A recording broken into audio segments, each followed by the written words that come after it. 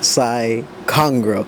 You guys know what day it is. That's right, the 15th anniversary of Steins Gate. So let's just talk about it just a little bit because Japan, or specifically Akihabara, adores Steins Gate. I'm going to be talking about the 15th anniversary of Steins Gate because today is July 28th, and if you guys are not aware, it is considered a National Steins Gate Day in Japan. Actually, that's a thing, by the way. I wasn't really aware of that. Also, the fun fact, the game chronologically begins July 28th, and that's the start of the longest 3 weeks ever for Okabe, as well as the science lab. So pretty cool. Also, peep the giant plushie I got when I went to Japan. I still gotta make a video on my Japan trip. That should be up on my other channel sometime this week, maybe next week. But yeah, I just wanted to talk about it just a little bit.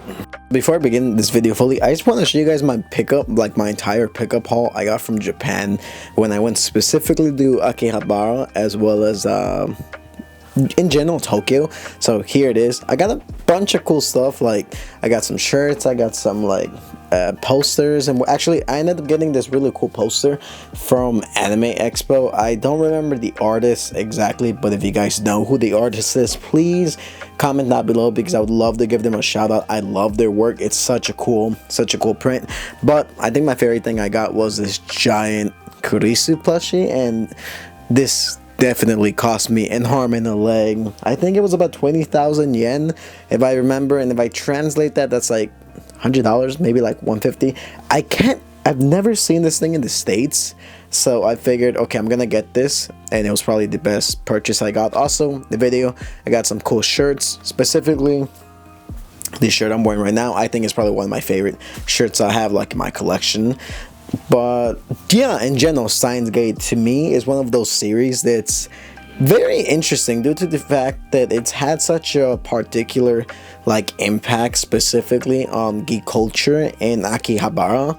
If you guys aren't aware, the game primarily takes place in Akihabara. It centers around Okabe Rintaro. It's basically this self-proclaimed mad scientist who, like I state, he's a self-proclaimed mad scientist who wants to build a time machine, and one day he encounters the genius Makise Kurisu, and then she dies. Spoiler, by the way, but not really.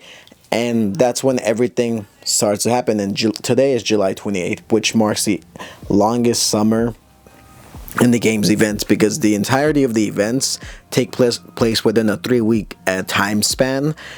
But if you guys want to see like me explain that, I made a whole video dedicated to the Steins Gate timeline entirely. Click the link down below or right here on the video if you guys want to see. But essentially, it's a time travel story done right, and it's pretty cool because there's a lot of visual novels, there's a lot of anime, there's a lot of games based off this. I'm surprised there's no live action movie based of Steins Gate, but I want to tell you guys the amount of Steins Gate merch I found in Akihabara was actually pretty fascinating. I went to Don Quixote and I found a ton of Steins Gate merch. I went pretty much to like any anime store around the area, and there was a bunch of anime merch. I went to the Radio Catan building, which is actually pretty cool. It was the highlight of my trip, actually going in there. Fun fact, the first thing I did after I landed was I pulled up to my hotel, changed into my Steins Gate cosplay, and went directly to Akihabara outside the Radio Catan building and took some cool photos. I made some cool TikToks on it. If you guys follow me on TikTok, you guys know I did that. Why I did that in the middle of the night? Well, for one, I wasn't really gonna disturb anyone because I feel like pulling up in cosplay, I know it's not very appropriate in Japan because cosplay is seen more as like work. It's seen more as like an actual job in Japan, and it would feel rude of me to like just pull up randomly with a lab coat or whatever. So I figured, you know what, I'm gonna go at night while the place is pretty empty and take some cool photos. So I did, and here's some cool photos if you guys want to see. And when I actually went inside the Radio Catan building, I thought it was pretty cool. I was like geeking out. Like at one point when I went in there, they were actually playing the Steins Gate theme song. I think it was hacking into the Steins Gate, like that opening. I think it was pretty cool. But in general, pretty much the entire vibe of Akihabara and generally most of Tokyo, but specifically Akihabara, they really fuck with Steins Gate. I kid you not, I've never seen so much merch of a specific anime. Even last time when I went to Japan, I didn't really see a lot of merch. To me, what's interesting is like specific areas in Tokyo, they have designated areas for like merchandise, because I went to the area where Bocchi the Rock takes place and I found a ton of Bocchi the Rock merch. But when I went to Akihabara this time, I was amazed and like surprised how on my last trip I didn't see this amount of Steins Gate merch. Granted, I like fully got into like the Steins Gate rabbit hole this year, but to me I found it pretty interesting. I really do like the game and the series in general, because the series, to me, it's fascinating. Its take on time travel, how it uses like sort of realistic methods of time travel, what it would look like involving paradoxes and stuff like that. Because if you guys have seen any shows that involve time travel or time machines in general, sometimes it can get a little bit confusing, sometimes it can get a little bit convoluted, but with Steins Gate, it kind of follows it perfectly. If you guys ever seen Terminator, how like changing one timeline doesn't really affect a different one, that sort of happens in Steins Gate, but not really. But it kind of follows more the Avengers time travel method, where you're going to one different timeline. It doesn't really affect your timeline, it just creates a different timeline. So to me, I think that's one of the more fascinating things about Steins Gate. The whole premise, like trying to prevent World War III, but in doing so, there's this certain cataclysm that is going to happen. It's a certain key point in time. Like no matter what you do, things are going to happen. Like Kurisu's death, it was always going to happen. And if you prevent that, then his best friend is going to die, Mayuri is going to die. So to me, the whole premise of Steins Gate is very fascinating. It's very convoluted. There's so many good plot twists, so many good turns in it. Like, it's very cool for someone who wasn't really too deep into psychological anime. When I first watched this series a few years ago, I find myself very intriguing. And then a few months ago, I actually ended up rewatching the whole series on Steins Gate, the movies included, and I was blown away, and I got way more developed, way more deeper into the series. Like,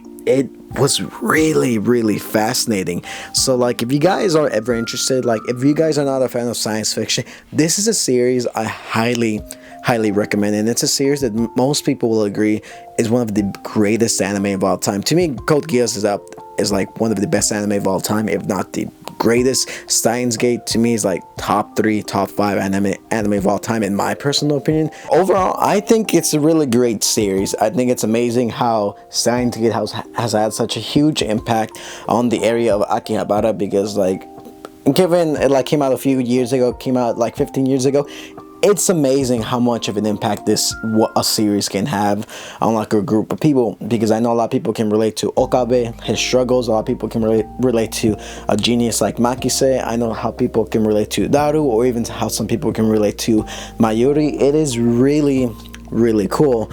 And also, at the moment of me recording this, there is actually a Steins Gate pop-up shop in Don Quixote on the 5th floor, and I think it's generally pretty cool, because like I have one of my friends there right now, and I told him give me some cool Steins Gate merch, because they have a giant satellite, and like I'll show you some of the images right now of how it looks. I think it looks really cool. I really wish I was in Akihabara right now for like the anniversary, because I would love to take a cool photo with the satellite. But I'm so happy I was able to get this cool Kurisu plushie. It's freaking huge. I think this is probably the best thing I got from Japan. Probably one of my best purchases in years, truthfully, because it's really cute. I really like it. But yeah, Steins Gate is super popular in Akihabara. People love it. If you guys haven't seen this series, I don't know why you haven't seen it. It is an amazing, phenomenal series that deserves all the love and praise. Also, I got a cool little Nendoroid figure. I don't know if I showed it or not. I think it's really cute, and it comes with a cool Dr. Pepper. But yeah, that's pretty much just my video on the 15th anniversary and why Akihabara loves Steins Gate. I think it's pretty cool. But yeah, if you guys fuck with Steins Gate, let me know down below why you like it. And yeah, I'll catch you guys on my next one.